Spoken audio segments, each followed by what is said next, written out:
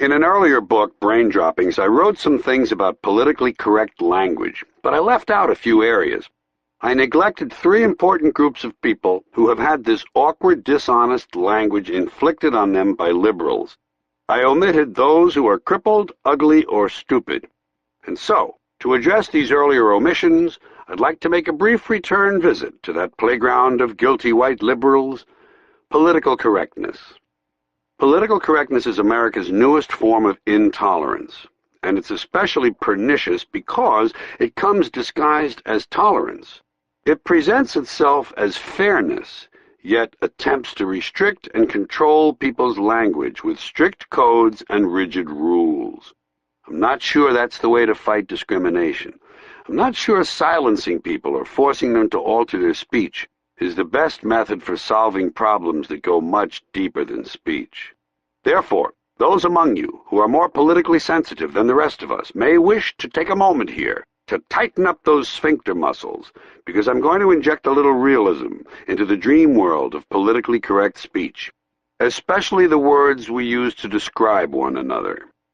Perhaps you've noticed that when the politically correct liberal rule-makers decide to rename a group of humans they view as victims, they begin by imparting a sense of shame to the group's existing name. And so somewhere over the years the word cripple has been discarded.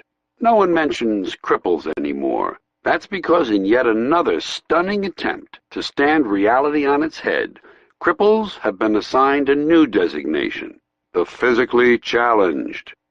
The use of physically challenged is an obvious attempt to make people feel better. The idea being, as long as we can't cure these people, let's give their condition a more positive name and maybe it'll distract everyone.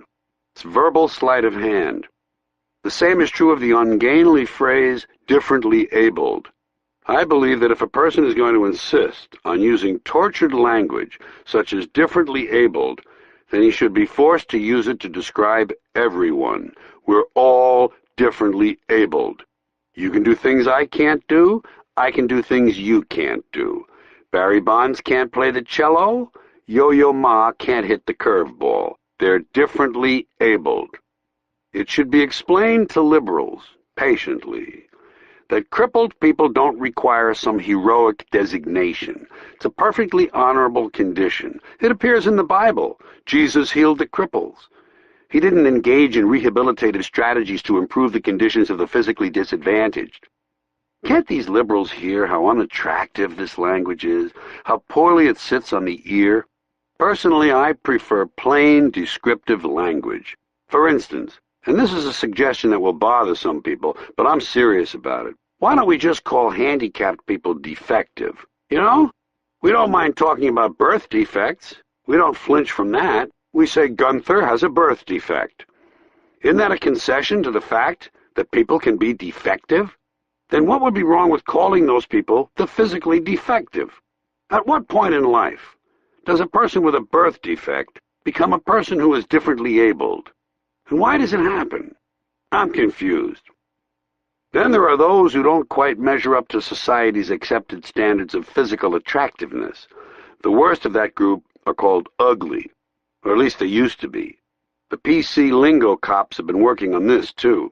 And to demonstrate how far all this politically correct, evasive language has gone, some psychologists are actually now referring to ugly people as those with severe appearance deficits. Okay? Severe appearance deficits. So tell me, psychologist, how well does that sort of language qualify for being in denial? These allegedly well-intentioned people have strayed so far from reality that it will not be a surprise for me to someday hear a rape victim referred to as an unwilling sperm recipient. Back to ugly. Regarding people's appearance, the political language police already have in place one comically distorted term, lookism. They say that when you judge a person, or rather size them up, wouldn't want to judge someone, that would be judgmental. If you take their looks into account, you're guilty of lookism. You're a lookist, and those valiant people who fight lookism, many of them unattractive themselves, tell us that one problem is that in our society, those who get to be called beautiful and those who are called ugly are determined by standards arbitrarily set by us.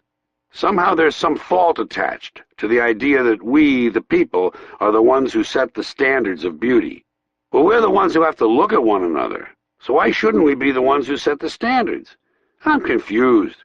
I would say the whole thing was stupid, but that's my next topic, and it would sound like a cheap transition.